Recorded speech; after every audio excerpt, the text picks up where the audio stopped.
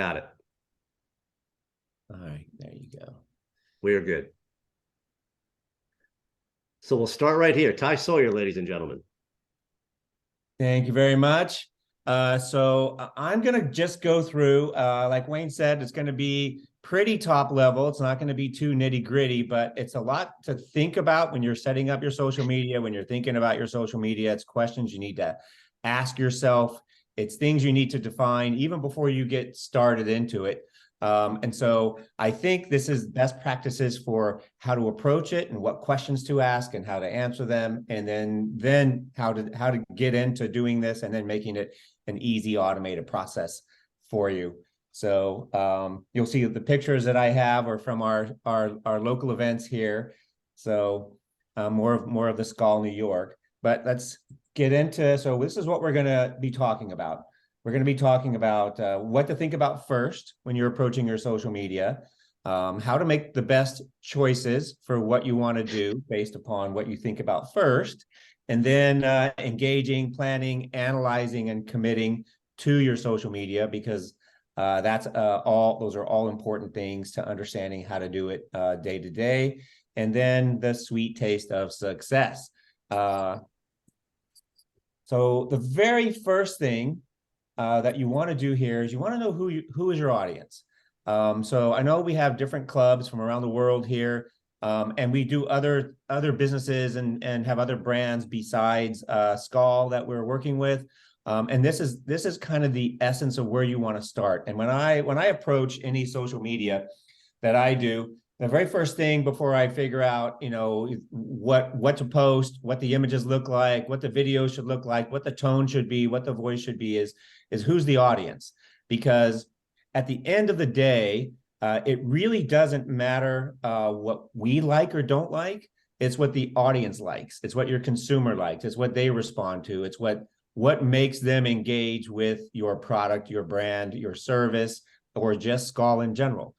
So you kind of have to back into the creative from who your audience is.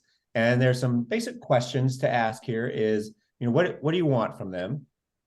And so that's for this, I mean, Skål for me is friends doing business with friends. So you want to open up the world of friends doing business with friends to new people, to people that you currently have on, as part of your Skål club, because you're wanting to validate them. You want to make sure that they feel like they're part of the team, they're around for the long term, they're participating in the culture and the environment. And so that kind of leads into, what do they want from you? All social media has a purpose. You don't want to plan your social media without giving it purpose, without giving it intent, without giving it a reason for being. And social media is different, and we'll get to this a little bit later. Like, you're going to approach a TikTok much different than you would a Facebook, because the audience is different, the expectations are different, and what they're going to be getting from you is different as well. And then where are they? Where do they live? Where do they get their content? Where do they consume? Where do they actually live from a geolocale? And we're a global company at Skål, where we're global clubs at Skål. So they're either going to be part of your local club, or they're going to do business with your local club. And so you have to sort of define where they are in order to know how to talk to them. For you in Argentina, you need to engage in Spanish. And it doesn't, we're not going to do much of that here in New York, just because we probably don't. We probably do, but it's not going to be as big of a benefit to us. And then the last bullet point here is, for most businesses, like I said, social content is not for you, it's for your audience. When you get these big influencers out there, they're putting something out that their audiences are responding to. If their audiences like to see them every single post wearing a red dress somewhere in the world, then they do. And they wear this red dress and they haul it around with them around the world, because that's what their audience is responding to. Or if they see something else that their audience loves, they double down, they triple down. This is how they become successful. This is how they build engagement, and this is how they build trust. And so building trust with social is one of the things that you need to maintain your focus on, just because your audience needs to know what to expect every single time they come. They know that every single time they come onto your social, whatever platform it is, they can expect at the very minimum to get X, Y, or Z from you. because they're looking to engage in sharing your thoughts and ideas and information in their world.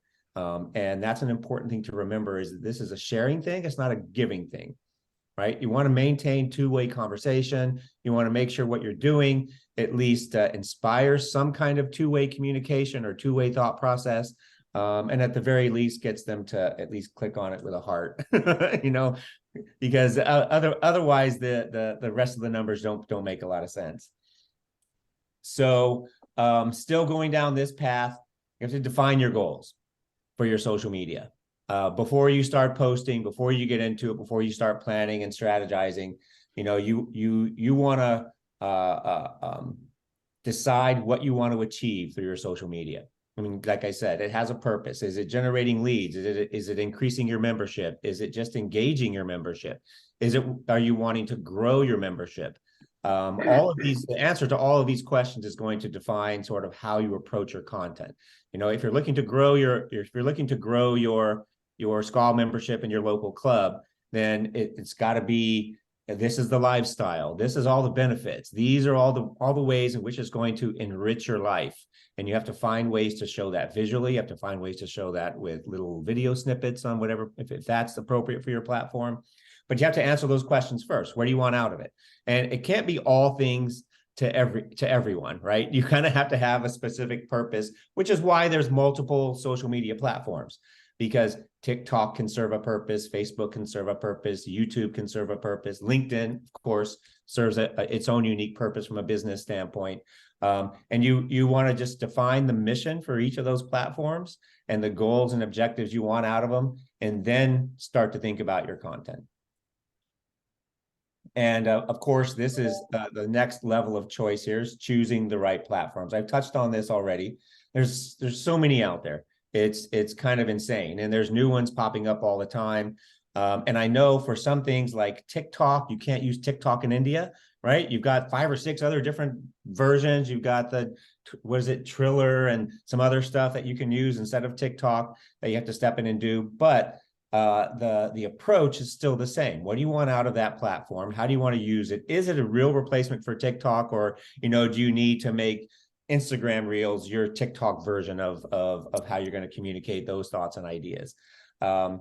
And so, for example, we have here, and some of these are pretty obvious for anybody that has done any kind of social media, is if you're focusing on Instagram or TikTok, that's really just showcasing lifestyle to a younger audience, living your best life.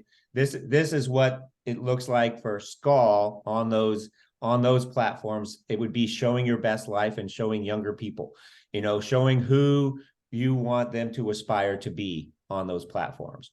I mean, Facebook's a little older, as we all know. My mom spends 3 hours a day on Facebook. She's 81 years old, and that's her primary social platform. So when you're looking at Facebook, she's not alone, in her age demographic. And so you want to build content around people who really have a little bit more time, can dive into something a little bit more deeply, are of an older audience with a better time span, a longer attention span than you have on TikTok or Instagram. And all of these things need to sort of be engaged as you make the decision-making process about your content. And then, of course, LinkedIn is what it is. LinkedIn is where you put on your professional face. That's where you showcase your smarts, your intelligence, your white papers, your marketing skills, everything about you that can resonate with somebody who has some kind of business objective. So the next thing you want to do, once you've sort of answered all of those questions, is you want to create a content strategy. And the visual I put up here, the one on the left with the magnet, you want to create a content strategy that's going to attract the people that you've just defined, and you've just figured out where they live, and you've just thought about what is going to inspire them and link them and get them long-term engaged with you and your lifestyle. And then you're going to build a content strategy around that. And that's why content strategy doesn't come up until section 3 here, because you really shouldn't start this until you know the rest of it pretty intimately, or at least the first blush, because analytics are going to tell you what works and what doesn't down the road anyway. So these are the kinds of content here. This is sort of how I look at content when I'm looking at it. Up here in the upper left, it needs to be relevant and engaging. So the content should be engaging, relevant, and valuable to your audience. And that last part, valuable to your audience, is really what's key. Again, I know I emphasized it earlier, but you're building your social media for your audience, for your consumer, for the Skål leagues out there that are going to be engaging with you. And it could be validation is valuable to them. There could be a business benefit that's valuable to them. It's whatever you've decided from a content standpoint and from a target audience standpoint is valuable. And that's your sort of value proposition. And you build everything around your value proposition for your consumer. And you measure it against that. And if it doesn't hold up to that, then post it somewhere else, because it's not really gonna be appropriate for that audience. And I can't emphasize this next point enough, the two-way communication. And this is overlooked a lot, especially with people who have nascent social media, who are kind of newbies out there. It takes effort to communicate. And the very best people out there that we hire from an influencer standpoint, they're all day on their phones, answering, hearting, liking, even to the most stupid questions. And there's a lot of stupid questions that come up. Oh, I love your lipstick. Where'd you get it? Right. And, they answer that question, or they talk about the name of their dog and where they get it groomed. It doesn't matter if it's not related to something, they're still going to answer it. They're still going to engage it. And you still want to be involved because they want to be heard, because they're investing time into your tribe. They're investing time into you, into your brand, into your value proposition. They think it provides that value and benefit for their life. And so there needs to be, a little two-way communication that goes. And this is especially important for everyone in all of our Skål leagues, because you actively join Skål. You join Skål for a purpose. You join Skål for the people. You join Skål for a business benefit. You join Skål for whatever reason you join it, to network. And all of that stuff all of that is part of that two-way communication that you need to maintain and keep engaged and keep active. And then based upon your audience, the type of content you have to write, you have to consider what is going to resonate with your audience. And for this, you kind of want to try a bit of everything. You want to see what resonates. You want to, the audience is going to tell you, your consumer is going to tell you on social media whether they like it or not. You're going to have posts that get garner a greater engagement than others, and those are the ones you want to pay attention to, because those you can double down and triple down on, because they're telling you something about your consumer. Every action they do tells you something that can help you build out your social brand and make it stronger and make it more valuable and make them want to come back every day to see what you're going to convey to them on that day.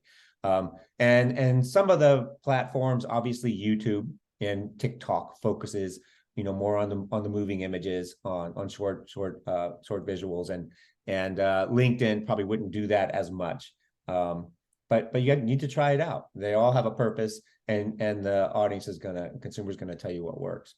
And then this is a big one too, the lower left, frequency by platform. And I'm going to show you in a couple of slides sort of what a content schedule looks like. But you want to determine what your frequency is based upon what the expectations are by the platform. Like TikTokers, they're constantly, doing something. There's probably a little bit of every day, or at least 4 or 5 times a week, that you want to engage there. Whereas, you can go on LinkedIn and have 1 post a week. And it could be a more lengthy, more in-depth post that, exposes something about your brand that you want people to be able to come back to over and over again. So the kinds of frequency that you want to do are going to be dependent upon the platform. And TikTok, for example, is something that you can just feed constantly. What I typically do with TikTok is I make TikTok a passive platform. So all my other platforms feed into TikTok. So whatever I post on Instagram automatically goes to TikTok. On Facebook automatically goes to Twitter. And then anything I do automatically goes to Twitter, because people are that's a constant flow. It's like a waterfall. And it's something that it's easier to pay attention to in a passive way than in an active way. And then consistency. So this is a big one too, especially for social media. When it comes to social media, this is how you establish your brand as a reliable source of information. Consistency not only in posting, but consistency in what the visuals look like, and what your voice is, and what your tone is, and your brand expression. And again, you're measuring all of this against what you want out of each platform.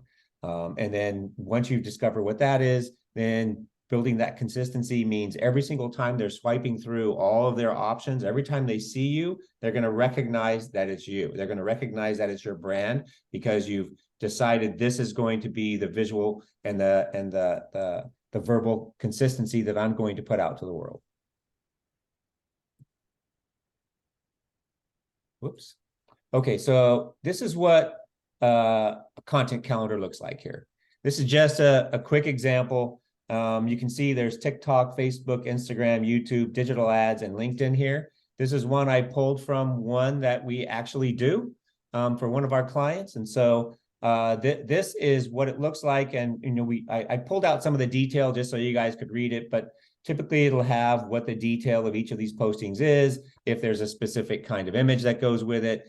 I did add LinkedIn down here just for some samples for Skål, to post friends doing business with friends, Skål benefits, your global team, business best practices, and then something for the Gen Z crowd, as far as a post goes. So you want to be as specific as possible for this. And the reason you want to put it onto a calendar like this is because you eventually want to get onto a Hootsuite or a Hero Post or some place that you can automate the postings. So you can spend 2 or 3 hours in one day a month putting all this together, and then schedule it out and just let it run.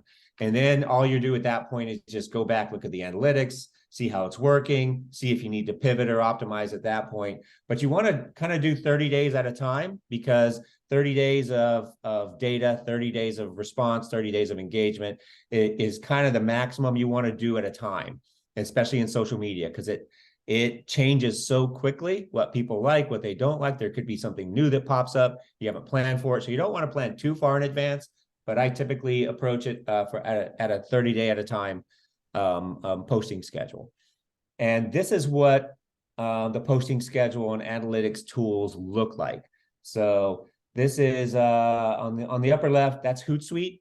And so you can see it's very visual. It shows you exactly what time of day, what the post, look like with a quick thumbnail.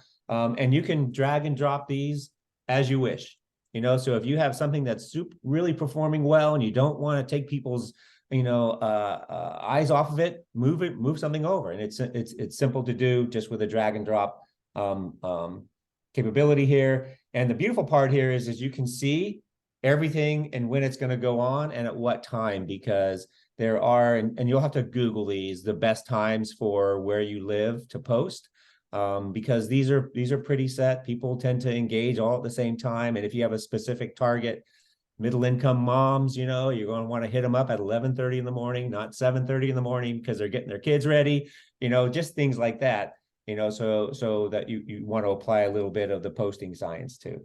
The one on the bottom, that's Hero Post. That's what we use here, Wayne's World Media. And you can see I've just got a little schedule of Facebook posts up there.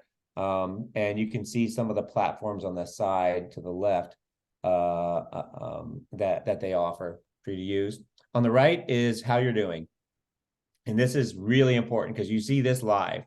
This gives you your post impressions for on the upper right.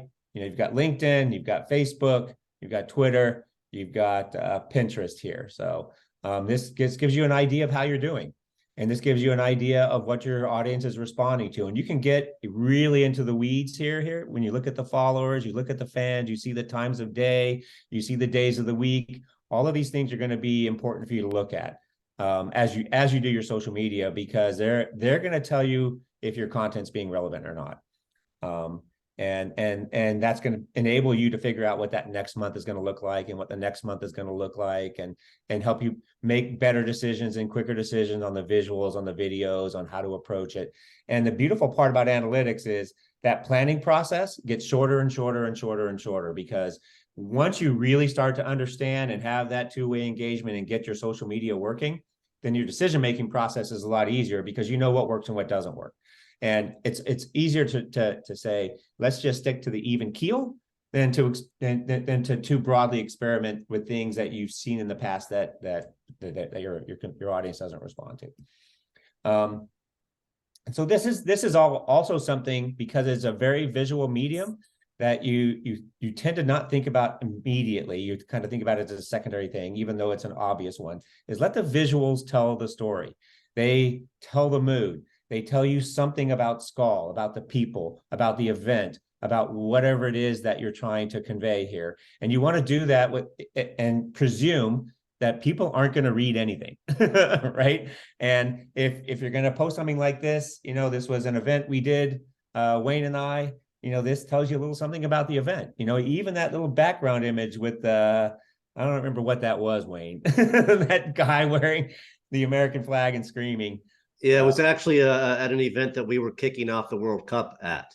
Oh, yeah. And we had a Skål event to do that. So we had, as part of our event, we had somebody from Fox Sports talk about the World Cup, and we had somebody from NYC, the new football club here in New York, talk about the new stadium that's going to be built, et cetera. So it was all football, soccer related. That's why you see that raging fan in the background. That was just a drop. But the image tells you the story. It makes whatever the Skål event was look fun. It looks like we're engaged. We're having a little social time. There's no dour faces there, because, it's social media. You put your best face forward. You don't show anything that's negative or going to bring people down. And, as far as keeping people engaged with Skål clubs around the world, this is the same. There's no more common theme than this right here. Friends enjoying each other, friends doing business with friends. We're part of a club in which we all have a common element, which is our love of travel and our love of exploring the world. And it comes out in all the social events we do. And now this is an example of choosing your content with purpose. This is one of our clients. It's Zenny. Zenny is a travel booking platform. And, one of the outreaches that we're doing is to influencers. And we're basically telling them that they can earn money selling travel from anywhere they are in the world. So we choose our visuals pretty severely for this, right? So this shows a guy sitting at the edge of some drop off, engaging in business, because he can do business anywhere in the world. The content reflects that, where content says, no matter where you are, here's the ultimate side hustle for you. If you're on the top of a mountain in the Andes, you can still do business, because this platform is set up to enhance the way you work. And then with some of the content, if you look, it reflects directly into that. There's no need to get super fancy with the content. You can tell a quick story. It kind of depends on what you want from it. With this one, we wanted to specifically convey some information about the benefits of what Zenny can do for this specific audience of influencers and travel bloggers. And that included, as you can see, besides the hashtags, and the hashtags are a whole different sort of presentation, it has a link that you can go to gather more information. And then as you're producing this content, you need to continue to ask these questions. Does the content support your goals, your mission, or your objectives? Does it showcase your brand and express your value proposition? And does it inspire your audience into action? Because there's always in social media an actionable element here. And there's the value proposition that you need to have at there as the core of everything you produce, from your words to the images. And you have to define what that value proposition is for each of you. I can't define it for you. I mean, we have some commonalities: the friends doing business with friends, the Skål mission, all of those things that people join Skål for. But, everybody's local area, everybody's, local club has a unique element to it. And it's expressing that unique element that is going to help it grow and to maintain the validation for the people who are in it. And so with everything, you kind of want to have this in the back of your mind. And then this is the important part, the engagement. You want to engage. It's social. It's a two-way street. It's important to engage with your audience, respond to comments and messages, ask for feedback, and participate in conversations. And this isn't especially a good thing for colleagues. Ask for feedback. Tap into their knowledge. Have them help you by sharing their knowledge on the social media, or answering a question that somebody might have that you might want to post on your social media, and sort of engage them as a holistic team, and certainly answer any questions they have, because the more you answer the questions, the stronger your expertise is presumed among people who follow you on social media. And it's a very quiet way to establish your expertise, and a very humble way to establish your expertise, just by simply answering questions. Because you're not approaching it as, I'm going to just give you all this information, I'm going to give you all these benefits, I'm going to give you all these things that you want. You're making a two-way conversation in which you're the person who is the expert answering the questions that need to be answered. And so after a while, then they're just going to start turning to you, even outside of social media, saying, hey, I loved your answer to that question, I'd love to know more about XYZ. And so it's it's a great way to establish expertise. And then you have to, and I say this, measure your success and failure, analytics and data fearlessly, because they're going to tell you things that that you think they're going to tell you things you don't know, and they're going to tell you things that surprise you. And I have on here, and the first two are just sort of samples. 17% of my audience likes posts about Italy. That tells you some information about what you need to post. 25% prefer videos on Thursday. And then this next one, this was a surprise for us when we started to promote Zenny. We started to build out their social media. We started to put them out in front of the real world of people who could engage with this.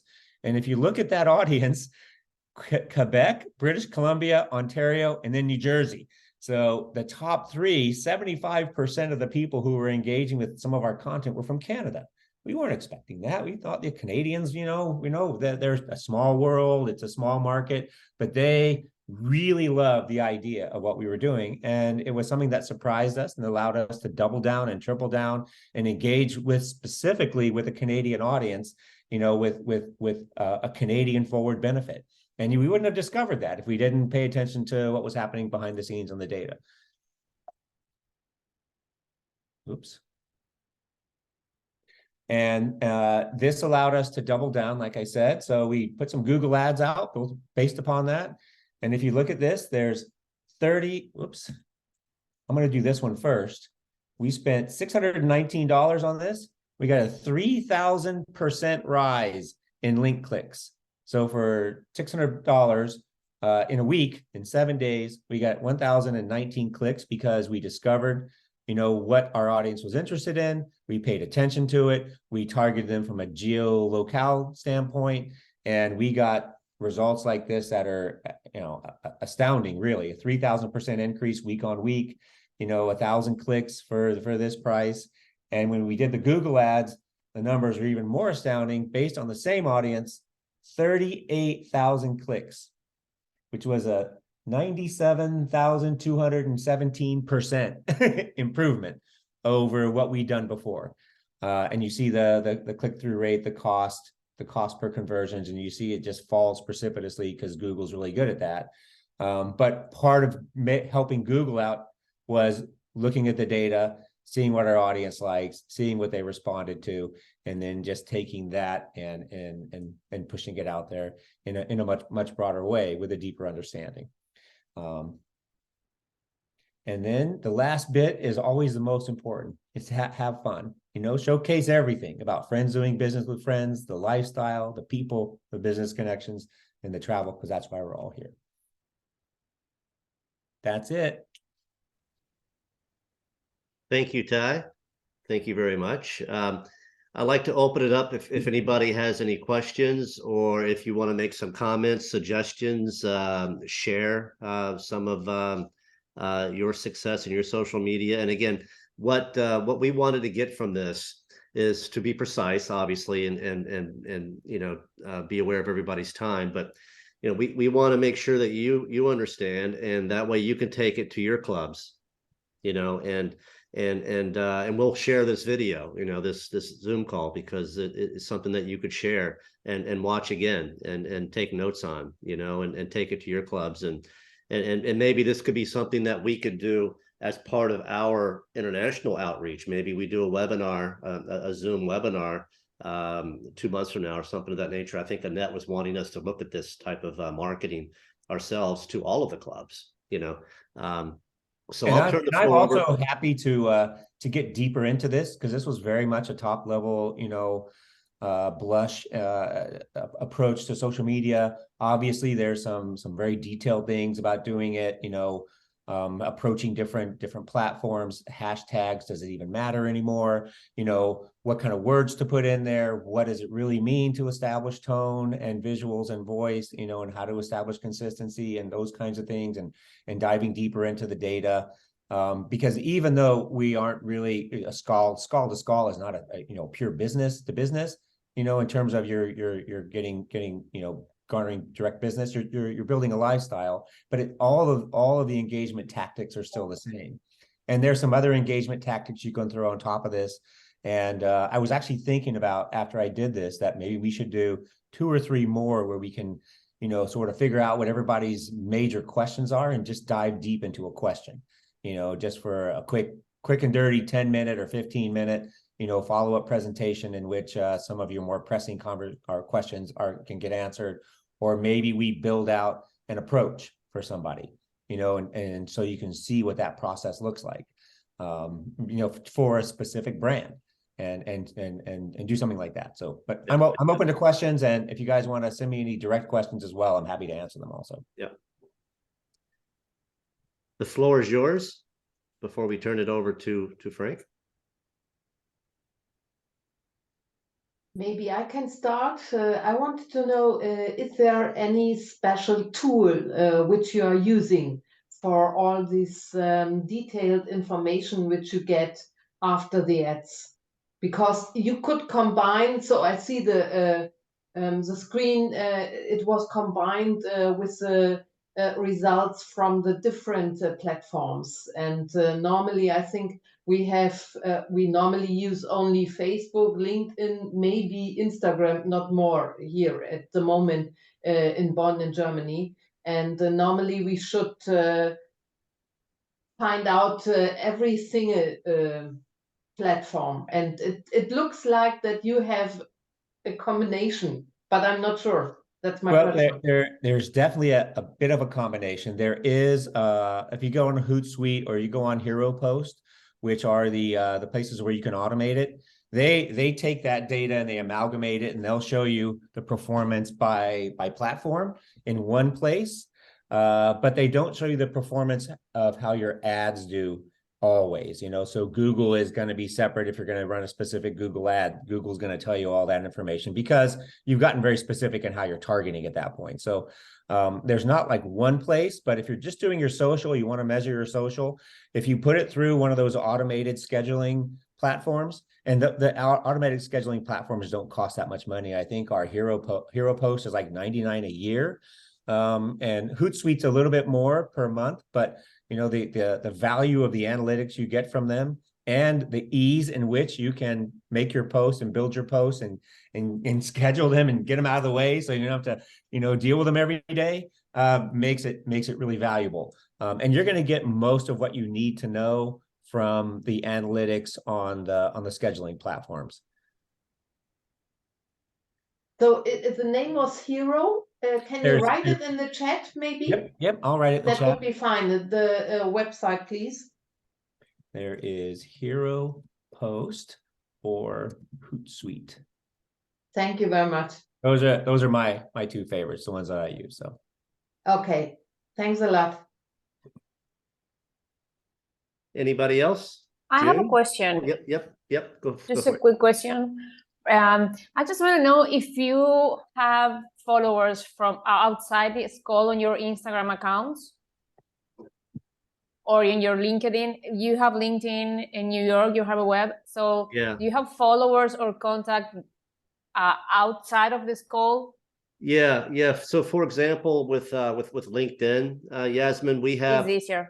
Yeah, we have a little over 1,000 followers, I guess, if you were to look at it that way on LinkedIn. And they're outside of the New York market as well. So it's more of a global feel that we have, which is pretty cool. I think Skål International, I think, has maybe 3,000 or 4,000. So, we feel pretty good that close to that. I mean, yeah, that is good because it's like a professional social media. But in the Instagram, do you have followers outside of the Skål that can show some interest in the Skål? Yeah. Yeah. Yeah. Yeah. And- And we found just with us being New York, New York is probably one of those cities that have kind of a buzz, to it, just being alone, Mhm. so that's very helpful, and we find, again, other clubs follow us. We try to follow them as well. But we have a lot of members or a lot of non-members that follow us. And they interact with you guys. Yeah, yeah. Yeah, they do, and that's a very important aspect of sharing your value proposition. Eventually, they're gonna get involved in that lifestyle with the Skål sites and realize, hey, maybe I want to be a part of this. Yeah.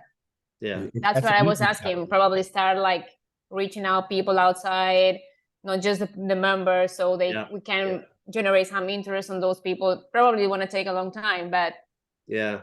And like for LinkedIn, I'm very active with that part of part of the social media of it.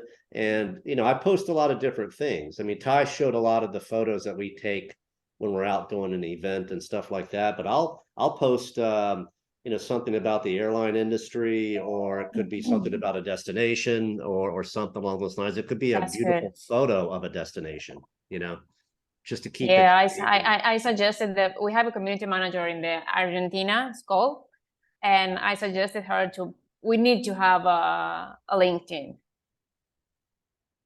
to reach out the professional. Yeah. So I said we need to reach out to young professionals to join the club. So I think this is the way, because I don't know, probably in United States, there's a lot of people using LinkedIn, probably in Europe, but here I don't see much people using LinkedIn. We need to reach out people with that. Yeah, yeah. No, LinkedIn's a very good. It's a hot button for us here, and we enjoy using it. And again, we've got people that pop in there and comment on something that's not even a member, or they're not even in New York.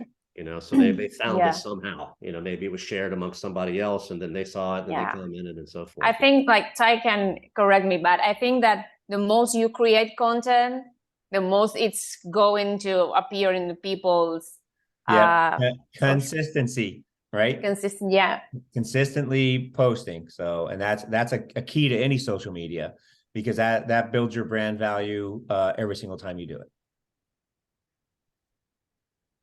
Now, June, I wouldn't mind hearing from you, if you don't mind, because I know that you are very well glued into social media, right? You do a lot of social media in your club. I do not only for my club, but also for my own company, and I manage social media for a lot of clients. But here I want to just raise 2 points. I agree on all points that Ty has mentioned. From the Asian perspective, from Indian perspective, I would like to just mention one thing.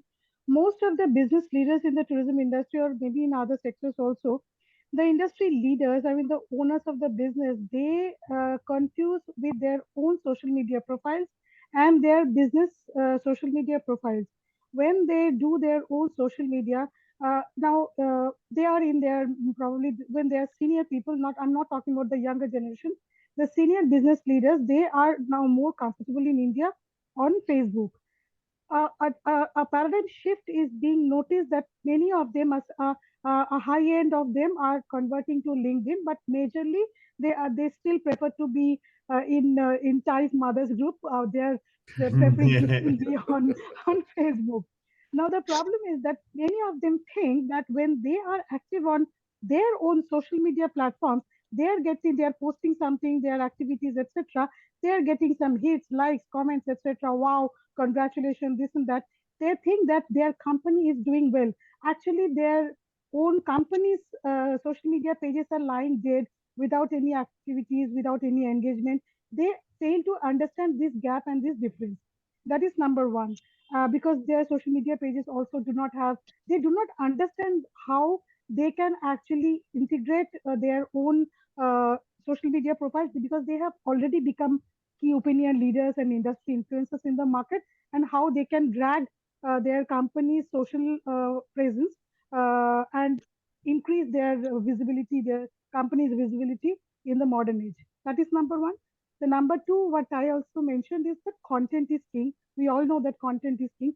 What we are posting on social media is very important. You all must have noticed that last year we did a lot of activities on Skål Kolkata's pages, where we had a huge number of young Skål members, almost close to 200 new members as young Skåls. Now, when we had all those young Skåls from one of two, three hotel management institutes of Kolkata, they were all hospitality and hotel and restaurant students.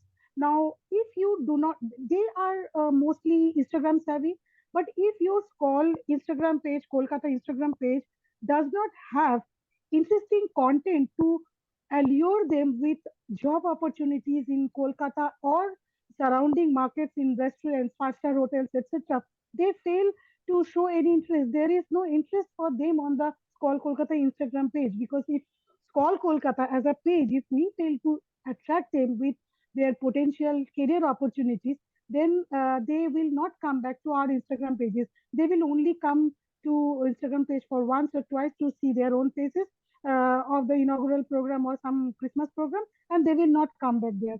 So these are kind of understandings lack in business leaders as well as in all the club managements I have seen.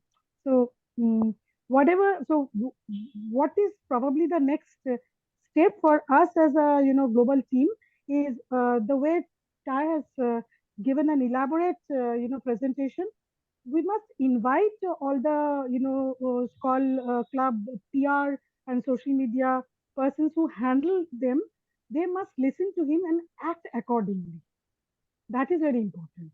Yeah, yeah, and that's something. And I'll wrap it up here because I want to keep it short here. But that's something that we want to probably do is really take this to Skål International, and allow us to this group here maybe to introduce and talk about and discuss social media and have Ty do a little presentation as well, and have it go worldwide, and really try to get as many, like you said, June, I mean, get the social media gurus all around the world involved that are members of our clubs, and not even gurus, and be able to use that one voice that we want to have for Skål, and help educate and help grow instead of us losing members, due to a pandemic, due to age, due to not getting enough young Skål leagues, etc.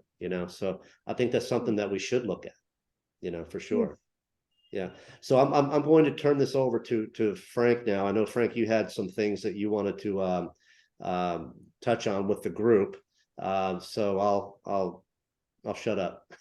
Just like to end this conversation about social media, I think the most important thing is like to make our group to other Skål members and group that the urgency to change that, because today they're not. We tried already last year to say, guys, you need to be more on social media, and Annette sent a couple of emails, if you remember that, about the Skål Facebook, everything, and action was like close to zero. So that's the thing, because people don't understand that it's very important to do that today. I think they keep in mind that what's happened in the past and works well in the past, because everyone knows now that Skål was very popular in the past. But this day we need to change that. And I think most of the issue we have is like strategy we have, and we have the good people. Ty can help us he gave a great presentation this morning, but I think the rest of the audience, they don't understand that. They don't understand that we need to change our social media, and they're just posting pictures of drinks we have. They're doing something more deeper and try to find an audience and try to find the right message and right content. So that's the main difficulty. Is people need to understand that we need to change. That's probably the most difficult part. Yeah, and just real quick, I mean, it all goes back to Facebook. I think. I mean, as everybody knows, Facebook is more for the older people that are in social media, and it always ends up being it always ends up being those clubs that are posting pictures of their last luncheon or their last dinner or the last cocktail reception, and that's it. And for us to grow, that's not really engaging content unless you're there with the president of something, you know, of a country, and you're shaking hands. That might mean something then, but outside of that, it doesn't really mean that much to somebody on why they would want to join Skål, you know. Correct. So we're almost close to the end of this meeting, but so three things, sorry. The next meeting, we talked with Wayne. I think it'd be great if we can do the next meeting same time on the 24th of March, so in 3 weeks. Everybody's okay? Can check your, you're good with that? Annette? 24th March, maybe I'll be traveling to Nepal, but I'll try my best to be online. Even if I'm traveling, it will be night, so wherever I am, shouldn't be a problem. That's very engaging content, by the way, June. If you're traveling to Nepal and calling in from there, we can't wait to see you. Yeah, sure. Is the time okay? Yeah, it should be okay for you then. At the 24th, you mentioned, it's a Friday again. So we had the question if we can change the day. I think who was asking? June, was it you? Asking what? No, mine. Mine. She was asking if it would be possible to change the day. And on the 24th, I have a workshop, so will be able at that time. Later, it would be possible, but not at that